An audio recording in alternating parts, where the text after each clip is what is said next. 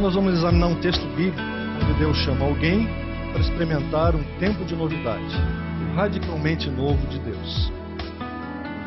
É o texto de Gênesis 12, versículos 1 a 3. Vamos ler esse texto.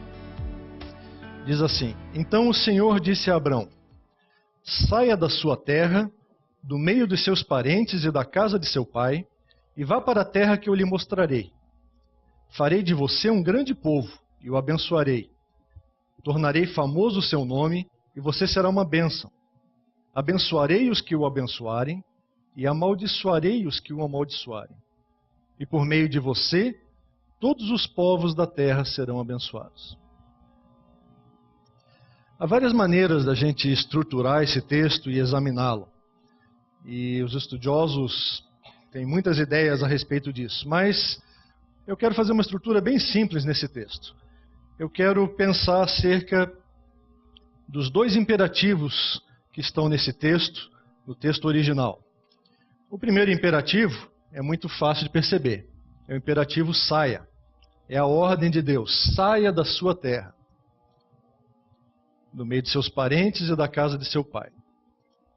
Quando a gente lê a versão em português, a gente logo pensa, bom, a única outra ordem que há nesse texto é o imperativo vá. Mas, na verdade, no texto original, o segundo imperativo está aqui.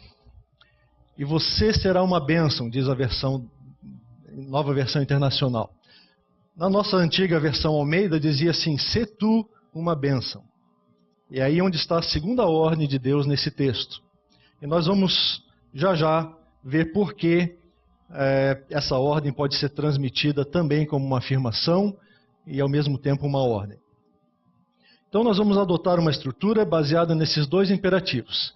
E eu reestruturei o texto aqui para a gente poder visualizar melhor as partes desse texto que a gente vai estar examinando hoje.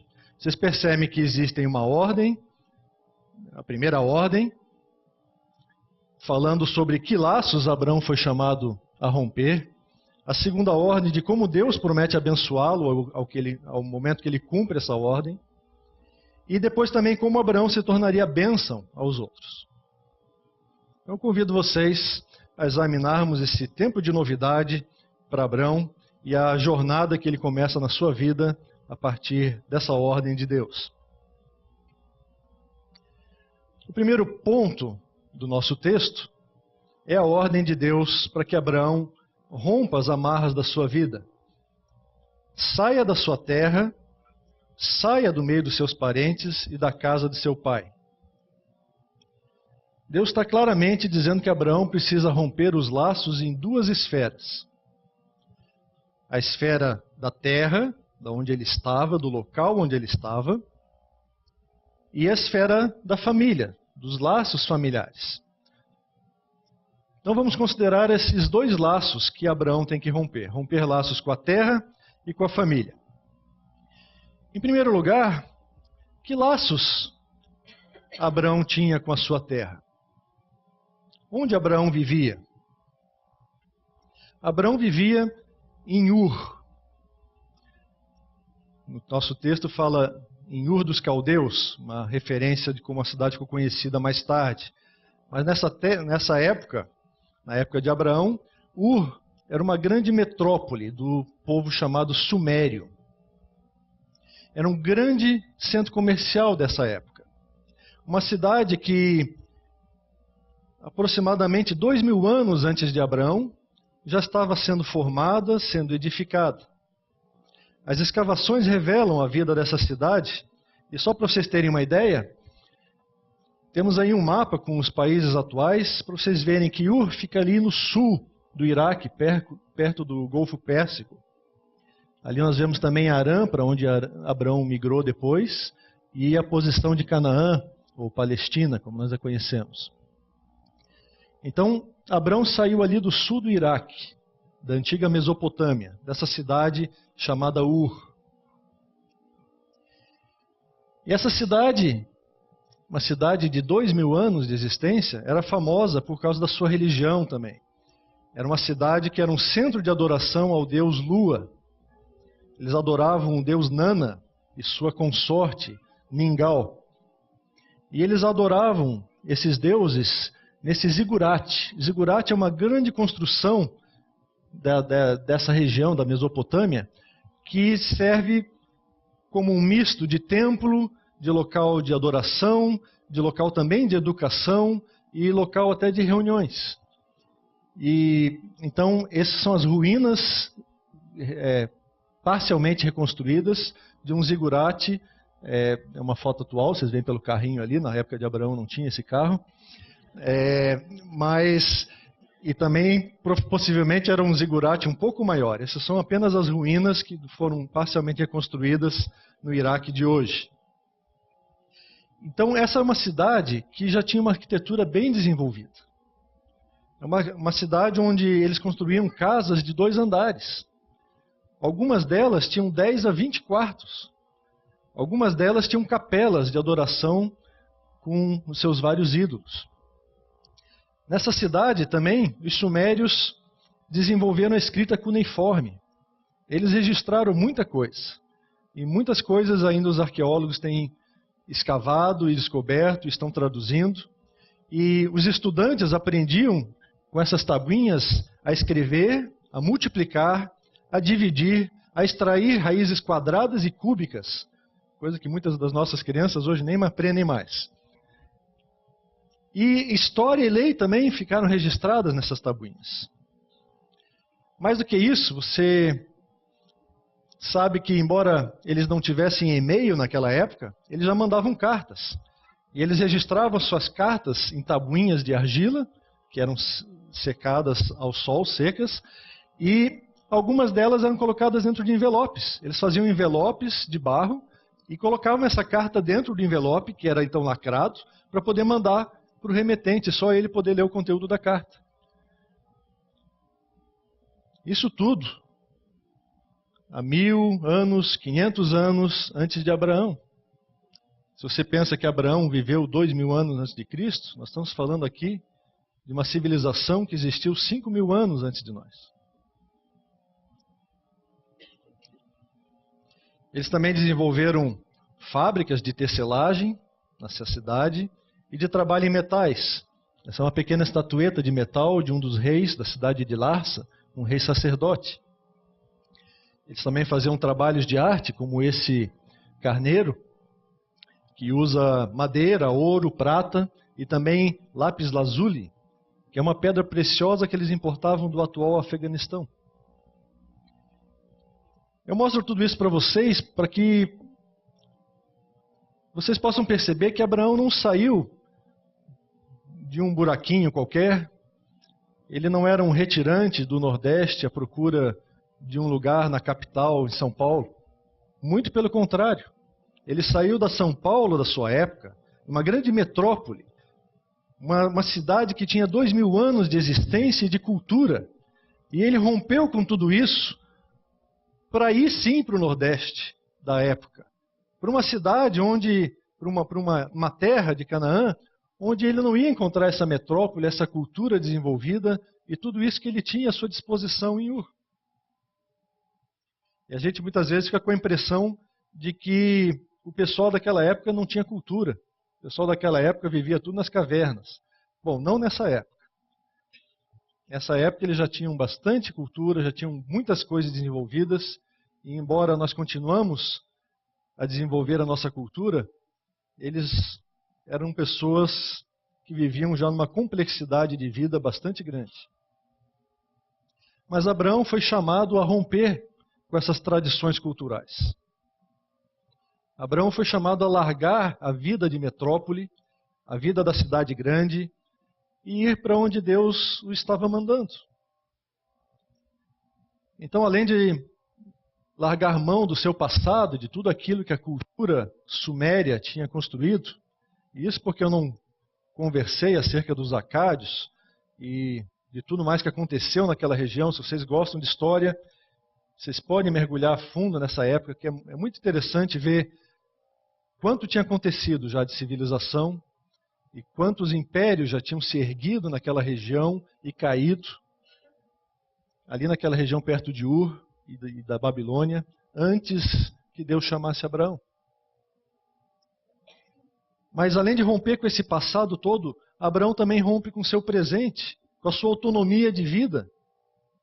Ele deixa tudo isso e parte para o desconhecido, para aquilo que Deus o está chamando a fazer.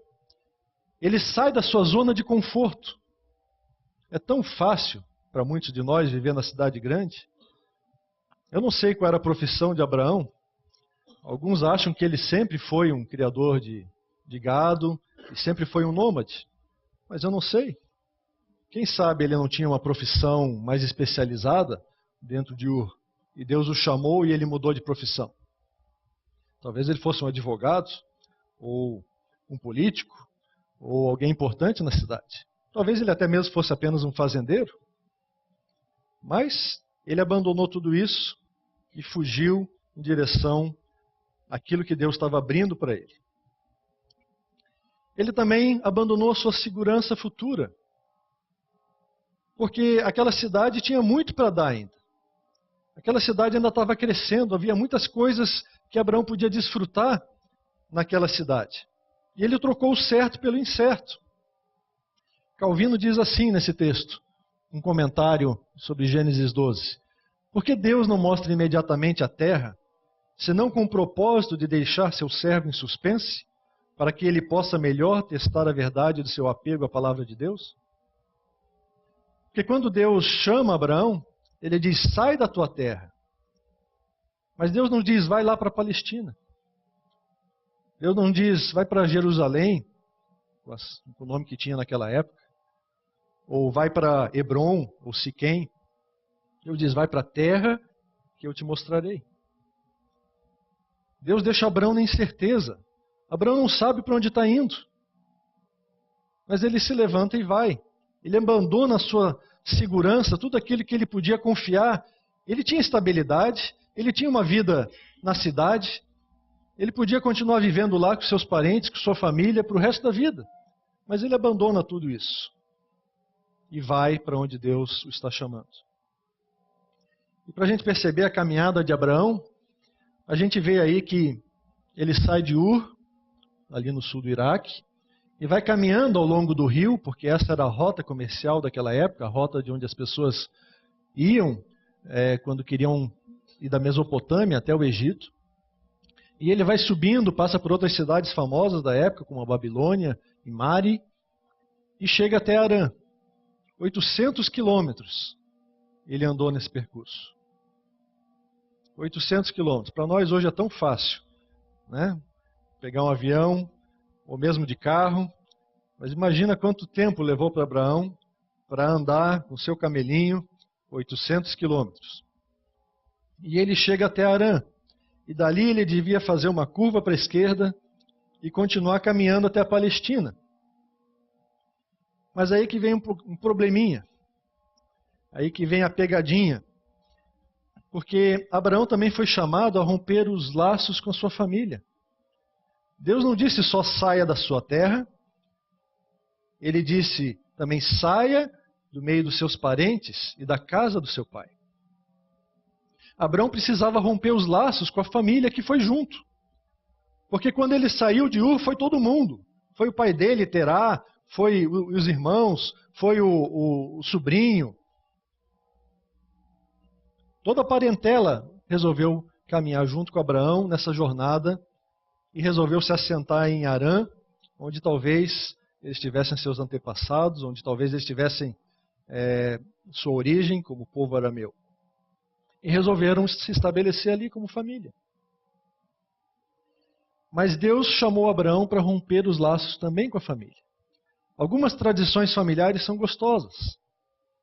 É tão bom o final de ano, quando a gente pode juntar a família toda e pode estar juntos. Mas algumas tradições familiares não vêm de Deus. A gente precisa ter discernimento e sabedoria para saber quais tradições familiares a gente deve manter e com quais a gente deve romper. Diz o texto lá em Josué 24, que há muito tempo seus antepassados, inclusive Terá, pai de Abrão e de Naor, viviam além do Eufrates e prestavam culto a outros deuses. Terá provavelmente adorava o deus Nana, o deus Lua da cidade de Ur. E quando ele chegou em Harã, talvez ele já soubesse, talvez por meio de cartas, acho que não tinha jornal naquela época, mas o que ele encontrou lá foi um outro centro comercial muito grande, que também adorava o mesmo Deus. O mesmo Deus Lua era adorado em Harã. E Terá, obviamente, se sentiu em casa. De novo ele estava numa cidade grande, de novo ele estava adorando os mesmos deuses. Mas Abrão foi chamado a romper com essa tradição. Abrão foi chamado a servir a um outro Deus. O nosso Deus, Deus Yahvé, chamou Abrão. Chamou Abrão lá em Ur, para que ele saísse da sua terra e rompesse essas tradições familiares. Mas Abraão também tinha que romper, além dessas tradições com o passado do seu pai, ele tinha que romper as tradições do presente, toda a sustentabilidade, toda a proteção da sua parentela. As famílias daquela época não eram famílias como hoje. Hoje nós entendemos família como pai, mãe e alguns filhos. Quando muito, porque hoje as famílias são entendidas até às vezes como um ajuntamento de amigos ou de pessoas que vivem na mesma casa. Mas a família daquela época era uma família estendida. Havia um grande patriarca, havia um avô, um bisavô, que tinha filhos e netos e bisnetos, todos vivendo ao redor dele. A família dos patriarcas era uma família extensa.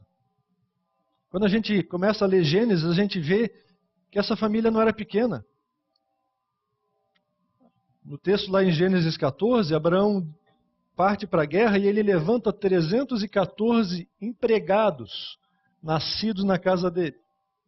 Bom, a pessoa que tem 300 empregados não é exatamente assim uma pessoa de uma família pequena, né? Abraão não tinha filhos, mas ele tinha um contingente de pessoas e de recursos que não era pouco. Isso foi lá quando ele já estava um pouquinho mais para frente em Canaã. Mas ele precisava romper com essa interdependência, com esse relacionamento, com esse estar juntos, que era a vida dele. Porque Deus estava chamando para ele sair da sua parentela, sair da casa do seu pai. Deus queria ensinar Abraão a confiar completamente nele e somente nele. A não confiar mais nos seus parentes, naquele clã, na dependência que ele tinha do seu pai, Terá, e dos seus irmãos, e de toda a família estendida. Não é que Deus seja contra a família, de modo algum, e creio que vocês não vão pensar nisso, mas Abraão precisava nesse momento romper laços. Laços que eram fortes, que o prendiam àquela terra e àquela família. Deus estava chamando Abraão para ser uma pessoa diferente, para experimentar o novo. E ele precisava romper essa interdependência com a sua família. Mas nós vemos lá em Atos, quando Estevão está recapitulando essa história, um pouquinho antes de ser apedrejado, ele fala lá que o Deus glorioso apareceu a Abraão, nosso pai, estando ele ainda na Mesopotâmia, antes de morar em Harã. Então Deus já tinha feito o chamado quando Abraão estava em Ur ainda.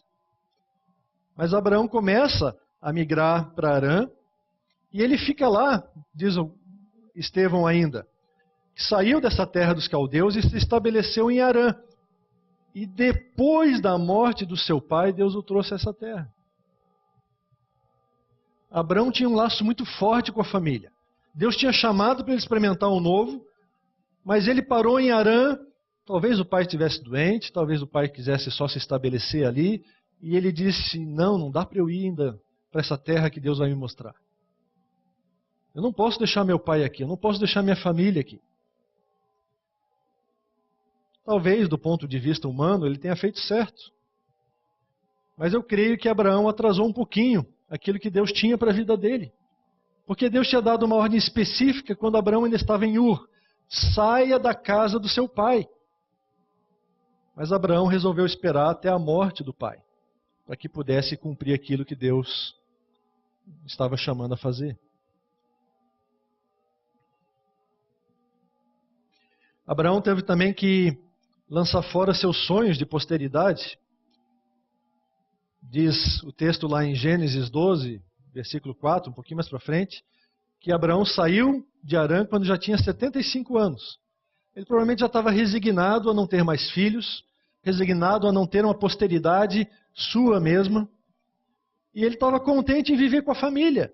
Ele tinha sobrinhos, ele tinha parentes, ele tinha primos, e talvez ele estivesse ali contente. Não, tudo bem, eu não tenho meus filhos, mas aquilo que eu construí, aquilo que eu fiz, eu vou deixar para os parentes. Eu vou deixar para o meu sobrinho favorito, Ló. E tanto que quando ele sai com Arã, ele leva Ló junto. Porque era talvez o sobrinho favorito dele. Era uma pessoa que ele tinha se apegado, talvez ele considerasse como o próprio filho. Então, Abraão sai de Arã, depois que o pai morre, ele finalmente diz assim, agora eu vou começar a cumprir o novo de Deus na minha vida. Deus me disse, sai da sua terra. Eu saí de Ur.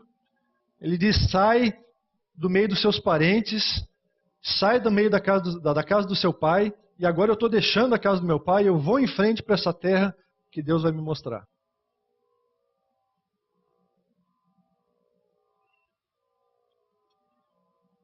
E Deus revela lá para Abrão, lá em Gênesis 12, versículo 7, os versículos depois do que a gente estava lendo, Deus disse, a tua descendência darei essa terra. Quando Abraão chega lá em Canaã, Deus faz essa promessa para ele. Mas eu acho que Abraão, com seus 75 anos, estava pensando assim, minha descendência, né, quer dizer, meus parentes, o Ló que está aqui comigo. E um outro texto fala para a gente que, no capítulo seguinte, que Ló começou a crescer e se tornar rico, e os pastores de Ló começaram a brigar com os pastores de Abraão, os empregados de uns e de outros, e Abraão chegou para Ló e disse, vamos nos dividir, vamos nos separar. Olha só o tamanho da terra, você vai para lá, eu vou para cá, escolhe para onde você quer ir que eu vou para o outro lado. E Ló escolheu viver lá perto de Sodoma e Gomorra, porque as campinas eram verdejantes, e Ló queria o melhor gado para si, o melhor pasto para o seu gado. E Abraão foi morar em outra terra. E diz o texto bíblico, depois que Ló se separou dele, o Senhor disse a Abraão, toda a terra que você está vendo, darei a você e a sua descendência para sempre. Deus reafirma a promessa, porque Abraão provavelmente ficou frustrado e disse, bom, agora o Ló vai embora, mas eu achei que a minha descendência toda eu ia fazer com o Ló, o meu sobrinho, que toda a minha riqueza eu ia deixar para o Ló. Mas agora a gente se separou. Mas Deus reafirma a promessa, mais uma vez, e diz, essa terra eu vou dar à sua descendência para sempre. Mas Abraão custa a entender esse propósito de Deus, como a gente vai ver à medida que a gente estuda esse texto. Abraão foi chamado a romper laços com a sua terra e com a sua família. No tempo de novidade de Deus, a qual nós somos chamados hoje, nós precisamos ficar atentos para não ficar marcando o passo no lugar errado. Nós precisamos ficar atentos para não marcar passo com as pessoas erradas. Nós temos que examinar a nossa situação, aquelas coisas que nos prendem aonde nós estamos hoje. E quando Deus nos chama para o novo, nós temos que estar dispostos a romper essas amarras. Romper as amarras com o local onde a gente está, com as nossas tradições, e romper as amarras com as pessoas ao nosso redor. E às vezes isso é bastante difícil. Mas Deus fala mais nesse texto. E num segundo momento ele começa a falar sobre as suas promessas de bênção para Abraão. Ele não chamou Abraão apenas a romper os laços, mas, diz o texto, a ir para a terra que eu lhe mostrarei, porque farei de você um grande povo, e o abençoarei, e tornarei famoso o seu nome. Observe os verbos desse texto. São todos verbos na primeira pessoa. Eu mostrarei, eu farei, eu abençoarei, eu tornarei. Quem é eu? É Deus. Não é Abraão que vai fazer essas coisas. É Deus quem está chamando Abraão e Deus promete, eu vou fazer você ser abençoado. Eu vou tornar o seu nome grande. Eu vou levar você para essa terra. Eu vou mostrar para você onde é que é essa terra. E o texto trabalha essa ambivalência. Algumas coisas a gente precisa fazer, mas algumas coisas só Deus pode fazer. E a gente percebe então, nessa segunda parte, que Deus está chamando Abraão para ser abençoado numa terra, onde ele vai mostrar, e também a ser um grande povo. De novo, as duas categorias são terra e família. Deus quer abençoar Abraão nessa nova terra. De que maneira? Dando-lhe um famoso nome, fazendo com que o nome de Abraão fosse engrandecido. Agora, se você está lendo Gênesis, se você começou nesse ano com o propósito de ler a Bíblia toda, né, e começou em Gênesis, e você acabou de ler Gênesis 11, a associação é imediata com outro texto. Lá em Gênesis 11, versículo 4, diz assim: vamos construir uma cidade com uma torre que alcance os céus. Assim nosso nome será famoso e não seremos espalhados pela face da terra. Creio que todo mundo já ouviu essa história sobre essa famosa torre, a Torre de Babel. E essa torre foi construída porque as pessoas daquela época, em volta ali de Babel, que é Babilônia, resolveram se juntar todas e construir um grande templo, onde eles pudessem alcançar os céus e conversar pessoalmente com os deuses que eles adoravam, e onde eles pudessem fazer famosos os seus nomes. Era uma empreitada humana. Era algo que eles queriam alcançar. Eles queriam ser famosos. Mas que diferença.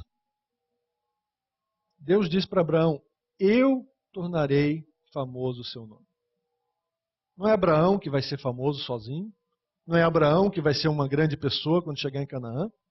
Mas Deus vai fazer o nome de Abraão ser famoso.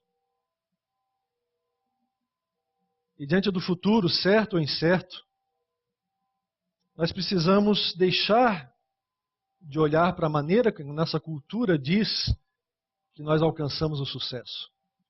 Nós precisamos parar de olhar da maneira que os humanos, nós, alcançamos sucesso.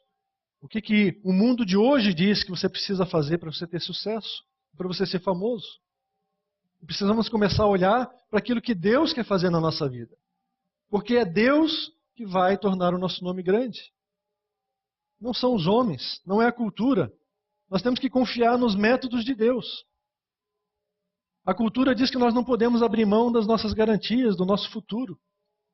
Nós não podemos ser loucos e deixar tudo e ir para uma outra terra. Nós não podemos abrir mão da nossa poupança, ou da nossa previdência privada, ou do nosso sonho que nós temos para os nossos filhos. Mas algumas vezes, nem sempre, mas algumas vezes, Deus nos chama a largar isso tudo, para poder confiar inteiramente naquilo que Ele tem planejado para nós. Na verdade, o grande nome que Abraão acabou construindo, que Deus construiu para Abraão, é o nome de seu pai da fé. Abraão é um nome reverenciado ainda hoje por nós cristãos, pelos judeus e pelos muçulmanos. Todos eles descendem desse grande nome, Abraão.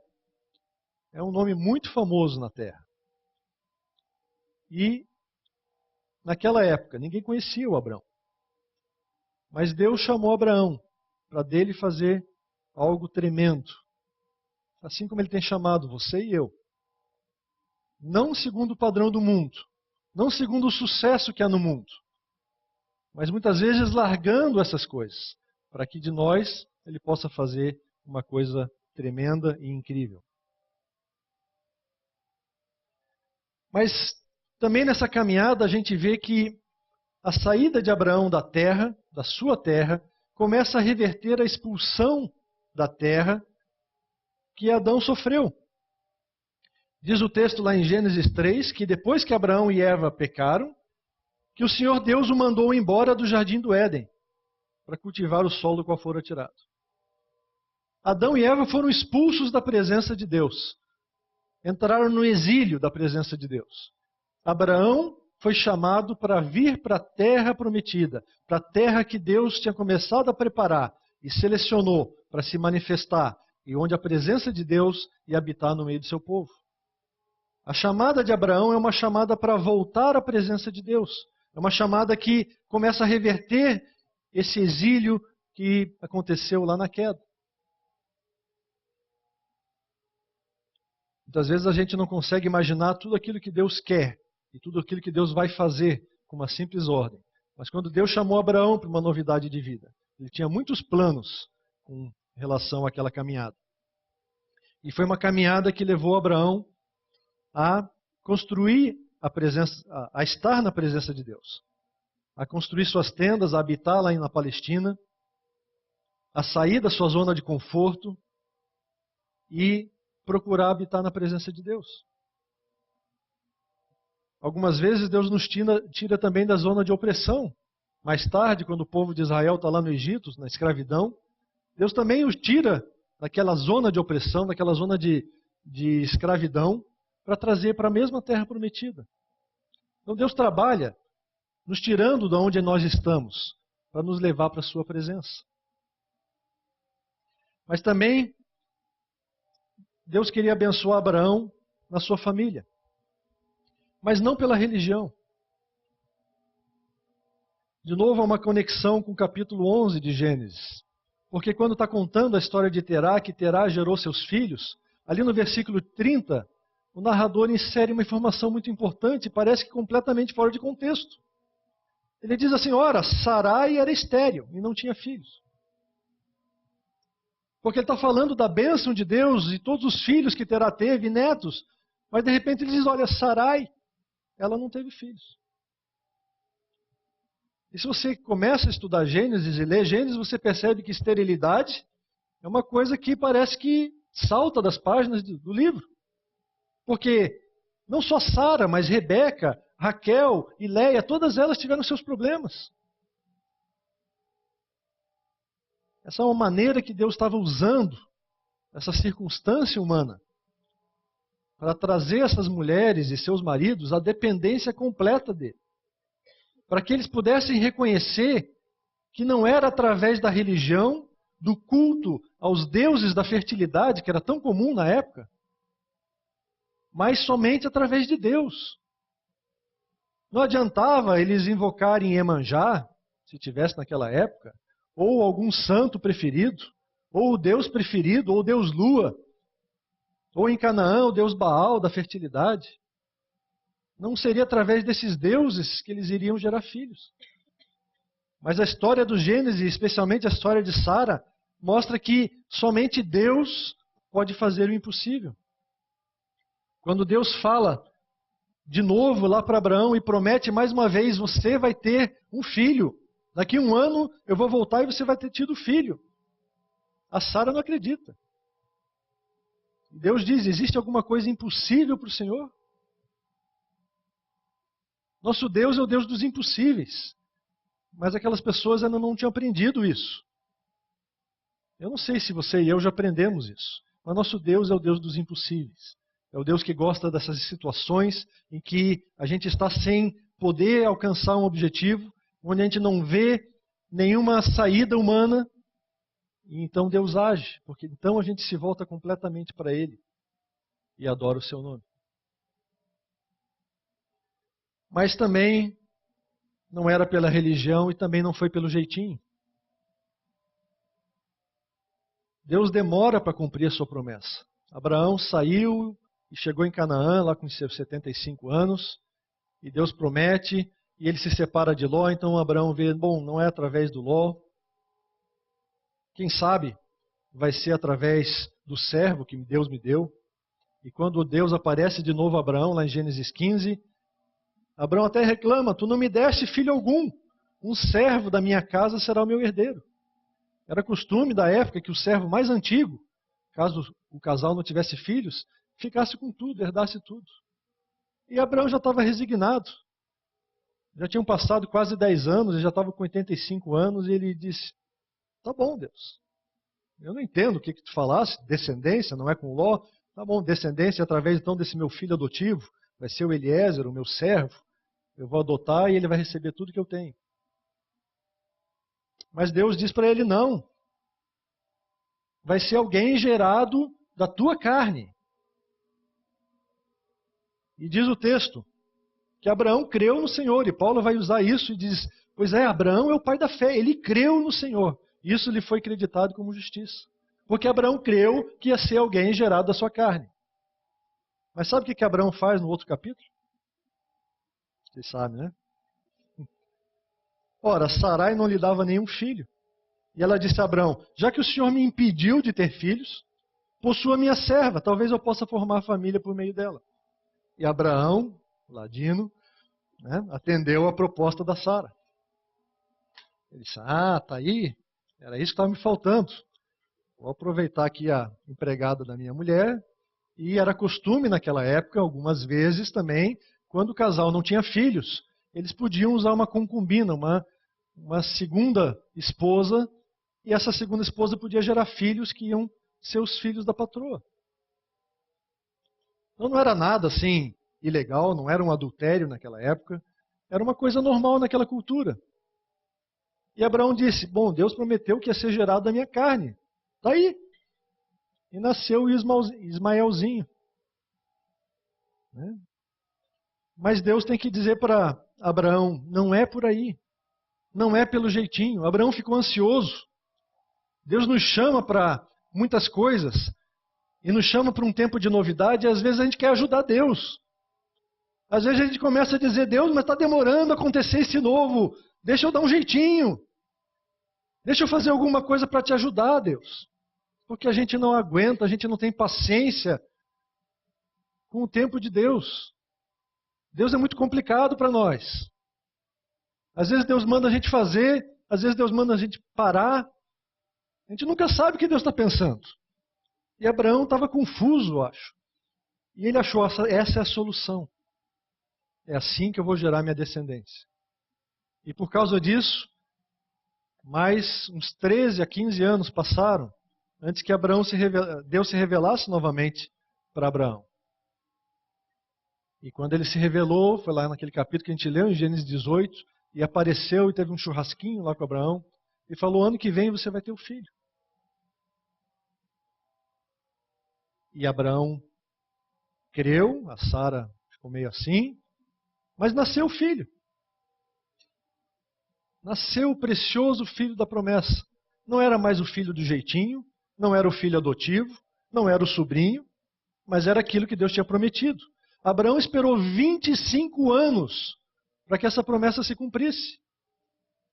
Talvez até mais, porque a gente não sabe com quantos anos ele tinha quando saiu de Ur. Mas diz que de Harã ele saiu com 75 anos, e Deus já tinha feito essa promessa para ele, lá em Ur. Você consegue esperar tanto tempo pela promessa de Deus? Eu tenho minhas dificuldades. Eu sou uma pessoa impaciente. Deus tem trabalhado na minha vida. 25 anos é muito tempo. Mas Deus cumpriu aquilo que ele tinha prometido. E gerou Isaac. Mas Deus precisava ensinar mais uma lição para Abraão. Não era pelo sacrifício. Abraão veio de uma cultura na Mesopotâmia, onde era muito comum os deuses daquela época exigirem tudo das pessoas. Os deuses exigiam sacrifícios. Os deuses queriam que as pessoas mostrassem que eram comprometidas com eles. E muitas vezes, quando a pessoa não tinha mais nada para oferecer, ou quando estava diante de uma situação impossível, eu não sei quem veio com a ideia, mas certamente não foi Deus. As pessoas imaginavam assim: eu preciso sacrificar aquilo que eu tenho de mais precioso. E o que é mais de precioso que você tem na sua vida que não sejam os seus filhos? E aquelas pessoas pegavam o primogênito, aquele que naquela cultura era considerado o mais precioso, aquele que ia dar tudo, aquilo que era tudo para os seus pais, e sacrificavam aos deuses. Isso não é uma coisa que aconteceu só mais lá no futuro, em Canaã. Não foi inventado pelos cananeus. Era uma coisa que já existia antes. E Abraão vem dessa cultura. Então, quando lá em Gênesis 22, Deus de novo fala: sai da sua terra. A nossa versão diz de uma maneira um pouco diferente, mas é a mesmo fraseado: e vai para a terra de Moriá, para o monte que eu vou te mostrar. De novo, sai para onde eu vou te mostrar. E Abraão diz: opa, Deus está falando. E Deus diz: toma teu filho, a quem tu amas. E Abraão diz: bom, eu sabia que isso ia acontecer um dia, né? Deus deu, mas Deus quer tomar de volta. Ele quer o meu sacrifício, Ele quer tudo. Não basta eu fazer tudo para Deus. Não basta eu ter esperado 25 anos. Ele agora quer meu filho também. O meu único filho. O filho da promessa. Ele disse que toda a minha descendência ia vir por meio desse filho. Mas ele também quer esse filho. E Abraão vai disposto a sacrificar o filho. Porque na cabeça dele, ele tinha que fazer tudo por Deus. Na cabeça dele, ele tinha que fazer até o máximo, até aquilo que era impossível. Mas sabe o que Deus aprendeu? O que Deus ensinou para Abraão nesse texto? Se vocês olham essa pintura de Rembrandt, vocês veem que Deus mandou um anjo parar a mão de Abraão, que estava pronto para sacrificar seu filho. E Deus mostra que havia um pequeno carneiro ali, um pequeno cordeiro que ia servir como substituto. E em Gênesis 22, Abraão deu àquele lugar o nome de O Senhor Proverá. Porque ele aprendeu, finalmente, que quando Deus nos chama para um tempo de novidade, tem coisas que só Deus pode fazer. Deus deu o filho, Deus estava construindo isso na vida de Abraão, era pela graça de Deus. Deus diz: não, eu quero o seu compromisso, eu vejo que você obedeceu, eu vejo que você realmente está comprometido comigo, mas eu não quero esse sacrifício último. Sou eu que estou dando para você, não é você que está dando para mim. Não é a religião, não é aquilo que a gente faz para Deus, mas é o que Deus faz para nós. Deus estava ensinando para Abraão que a bênção vem através daquilo que ele faz, através da sua graça. Mas além disso, na terceira parte do nosso texto, Deus chamou Abraão para ser uma bênção. E se você observar esse texto, você vê que bênção é uma palavra e um verbo que tem aparecido ali muitas vezes.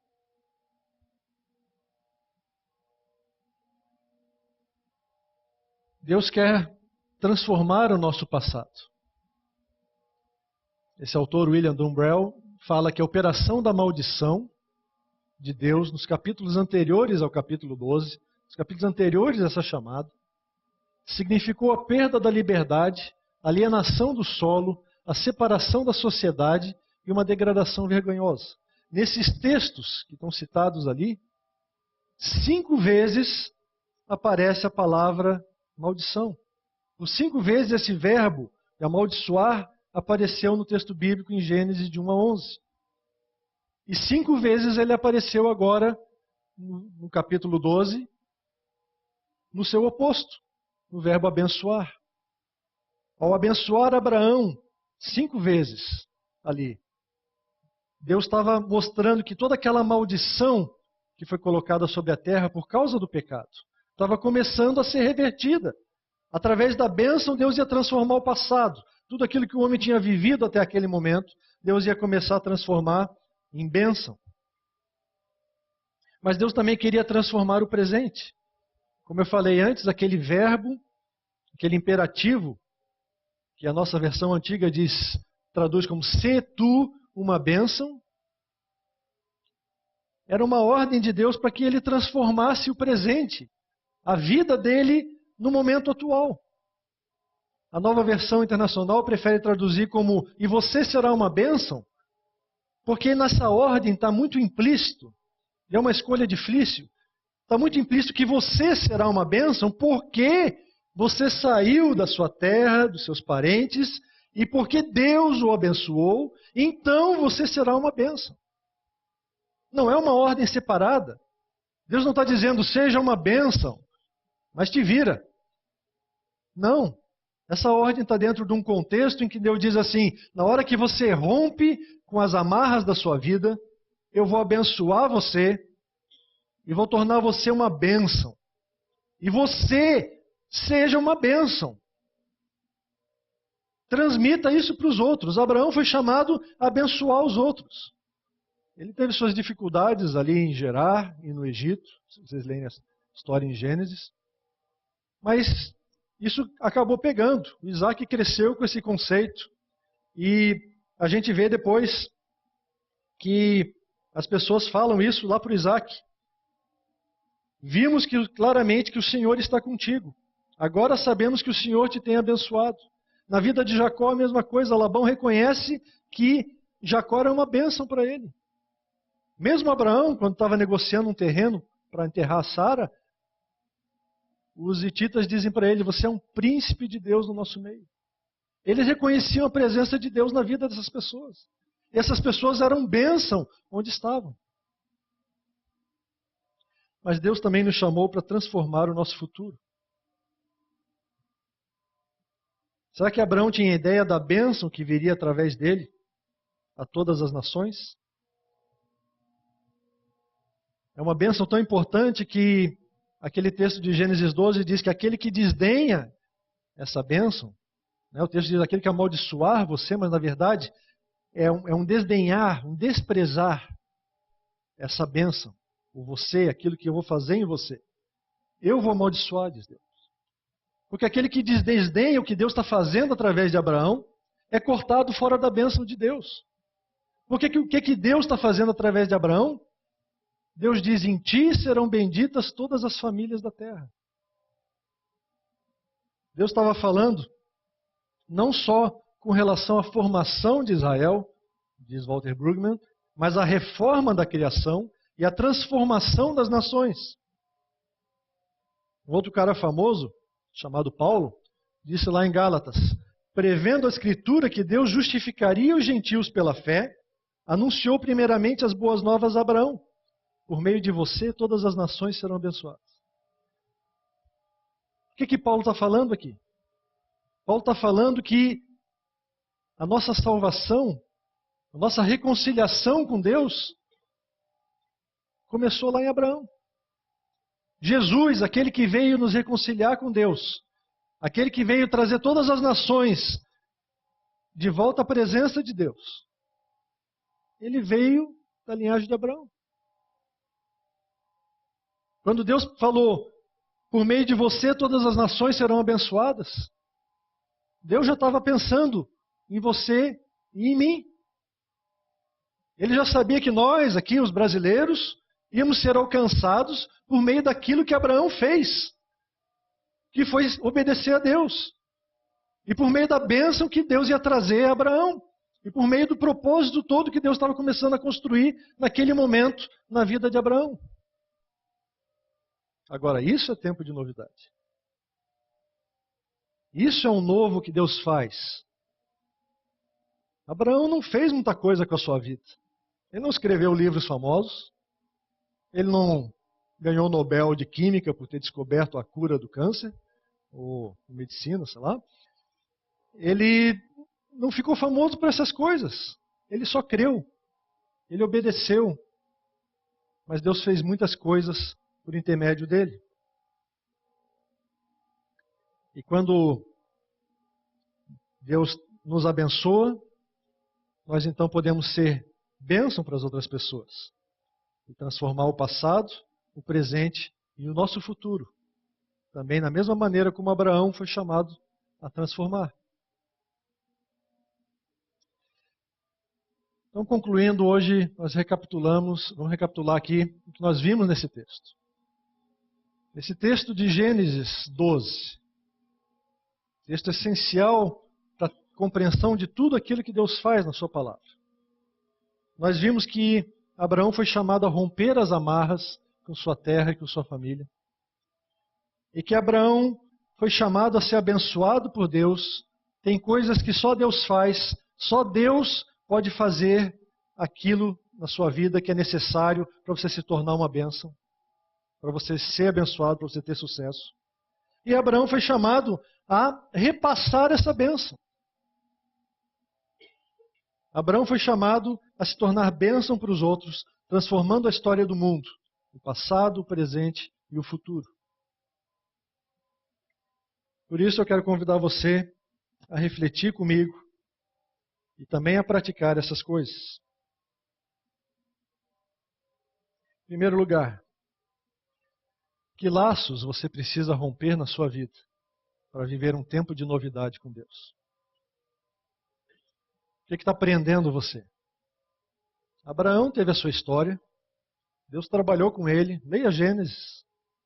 Aprenda com Abraão como é que Deus o tratou, como é que Deus teve que ir tirando as coisas de dentro dele. Deus também tem uma história com você. Deus também quer trazer um tempo de novidade para você. Que laços você precisa romper? Qual a sua reação ao chamado de Deus? Deus está chamando você para uma novidade. Será que você está atrasando o tempo de Deus, como parece que Abraão fez no começo?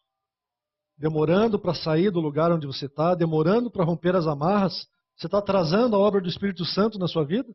Aquilo que Deus quer fazer através de você? Ou será que você está tentando adiantar a obra de Deus? Você está tentando dar um jeitinho e ajudar a Deus? Você quer dar uma mãozinha porque Deus é muito devagar para você? Qual a sua reação? Como é que você se comporta quando Deus chama você para o novo? De que forma a bênção de Deus transforma o seu passado, presente e futuro? Pare para pensar sobre a sua vida e veja aquilo que Deus tem feito, como Deus tem abençoado, como Deus tem transformado quem você era, como Ele transforma quem você é hoje. Comece a pensar e sonhar com aquilo que Deus quer que você seja, como Deus vê você. E finalmente, pare para pensar e veja se você tem transmitido essa bênção que você recebeu de Deus aos outros ao seu redor. Sê tu uma bênção. Nós somos bênção para os outros, porque Deus tem nos abençoado primeiro. Nós podemos amar os outros, porque Deus tem colocado o amor dele no nosso coração. Tudo nós fazemos porque Deus tem feito primeiro. Graças a Deus, porque Deus tem um tempo de novidade para cada um de nós. Eu não sei o que Ele tem reservado para a sua vida, mas eu sei que nosso Deus gosta de novidade. Ele gosta de renovo. E Ele quer renovar a sua vida. Ele quer trazer você para mais perto dele. Ele quer levar você à sua presença. Que Deus possa abençoá-lo. Que você possa descobrir esse tempo de novidade na sua vida. Amém? Deus, muito obrigado porque todas as ações de bênçãos, de transformação, de renovação, vêm do Senhor. Obrigado porque o Senhor é o Deus que se aproxima de nós, que vem até a nossa história para tornar a nossa história nova, para mudar as coisas que atrapalham a nossa vida, para fazer com que nós vivamos com um sentido verdadeiro, com um sentido que traz alegria e paz, razão de viver para nós. Obrigado por podermos ver esta ação do Senhor na história de Abraão e da sua família. E obrigado porque nós somos herança de Abraão. Obrigado porque nós somos filhos deste homem que teve uma fé que foi voltada ao Senhor, porque o Senhor mesmo revelou esta fé a ele. Obrigado porque da descendência de Abraão o Senhor mandou Jesus Cristo. E hoje nós podemos, ao olharmos para Jesus, o nosso Senhor, o nosso Salvador, por tudo aquilo que Ele fez por nós, nós podemos encontrar uma nova oportunidade. Nós podemos olhar para um ano novo e termos esperanças de novidade de vida na nossa vida particular, familiar e profissional. Deus, eu quero colocar junto aqui com os meus irmãos este ano novo que se inicia. Eu quero colocar diante do Senhor esse tempo novo que se inicia diante de nós.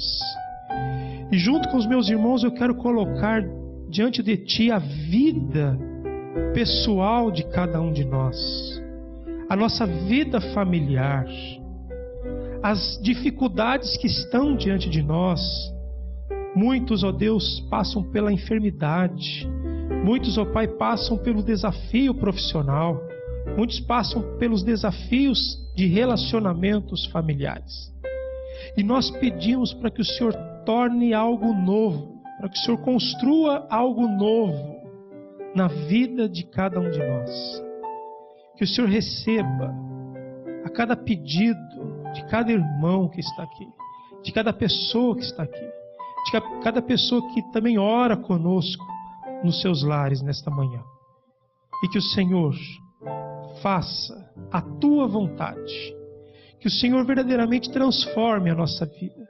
Que o Senhor verdadeiramente mostre para nós aquilo que nós precisamos abrir mão. Que o Senhor mostre para cada um de nós aquilo que nós precisamos deixar. Que o Senhor nos mostre aquilo que nós precisamos fazer no sentido de abrirmos mão de coisas antigas, de tradições, para que a bênção do Senhor flua na nossa vida. E nós também queremos ser expressão desta bênção, expressão desta bênção na nossa casa, para o nosso cônjuge. Nós queremos também ser esta bênção para os nossos filhos, para os pais. Nós queremos ser essa bênção também, ó Deus, lá no nosso trabalho. Quando voltarmos amanhã para o nosso trabalho, nós queremos demonstrar alegria por termos passado um ano novo, por termos iniciado um ano debaixo dos conselhos do Senhor. E queremos transmitir isso para os nossos amigos. Abençoa-nos, ó Pai. Faça coisas novas na vida de cada um de nós.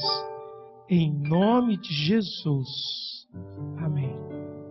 E agora, povo de Deus, que a graça do nosso Senhor e Salvador Jesus Cristo, que o amor de Deus, o nosso Pai, e que o poder transformador do Espírito Santo abençoe a cada um de vocês neste ano novo, para a glória de Deus, o nosso Pai. Amém.